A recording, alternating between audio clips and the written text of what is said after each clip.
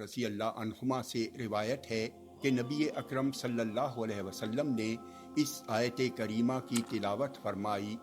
جس دن لوگ رب العالمین کے سامنے کھڑے ہوں گے،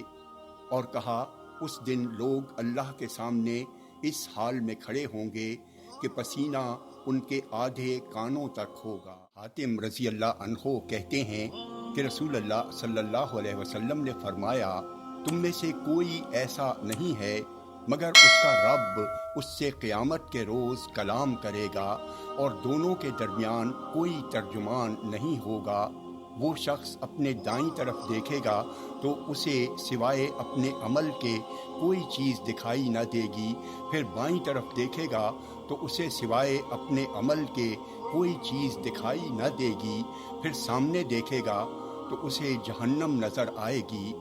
رسول اللہ صلی اللہ علیہ وسلم نے فرمایا، تم میں سے جو جہنم کی گرمی سے اپنے چہرے کو بچانا چاہے تو اسے ایسا کرنا چاہیے، اگرچہ کھجور کے ایک ٹکڑے ہی کے ذریعے کیوں نہ۔ رضی اللہ عنہ کہتے ہیں کہ رسول اللہ صلی اللہ علیہ وسلم نے فرمایا، قیامت کے دن کافر کی داڑھ احد پہاڑ جیسی ہوگی، اس کی ران بیضا پہاڑ جیسی ہوگی، اور جہنم کے اندر اس کے بیٹھنے کی جگہ 3 میل کی مسافت کے برابر ہوگی، جس طرح ربضہ کی دوری ہے۔ بن مضرب نے بیان کیا، کہا کہ میں نے عمران بن حسین سے سنا، وہ نبی کریم صلی اللہ علیہ وسلم سے بیان کرتے تھے، کیا حضرت صلی اللہ علیہ وسلم نے فرمایا، تم میں سب سے بہتر میرا زمانہ ہے، اس کے بعد ان کا جو اس کے قریب ہوں گے، اس کے بعد وہ جو اس سے قریب ہوں گے۔ عمران نے بیان کیا کہ مجھے یاد نہیں حضرت صلی اللہ علیہ وسلم نے اپنے زمانے کے بعد 2 کا ذکر کیا تھا یا 3 کا۔ فرمایا کہ پھر ایک ایسی قوم آئے گی جو نذر مانے گی اور اسے پورا نہیں کرے گی، خیانت کرے گی اور ان پر اعتماد نہیں رہے گا،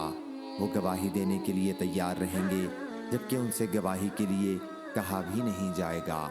اور ان میں موٹاپا عام ہو جائے۔ ہریرہ رضی اللہ عنہ کہتے ہیں کہ رسول اللہ صلی اللہ علیہ وسلم نے فرمایا، جہنم نے اپنے رب سے شکایت کی کہ میرا بعض حصے کو کھائے جا رہا ہے،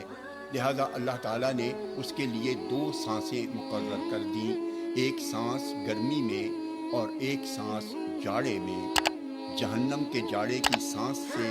سخت سردی پڑتی ہے اور اس کی گرمی کی سانس سے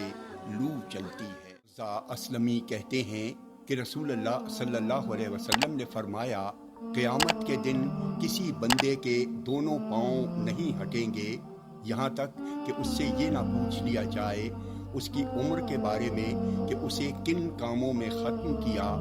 اور اس کے علم کے بارے میں کہ اس پر کیا عمل کیا، اور اس کے مال کے بارے میں کہ اسے کہاں سے کمایا اور کہاں خرچ کیا، اور اس کے جسم کے بارے میں کہ اسے کہاں کھپایا۔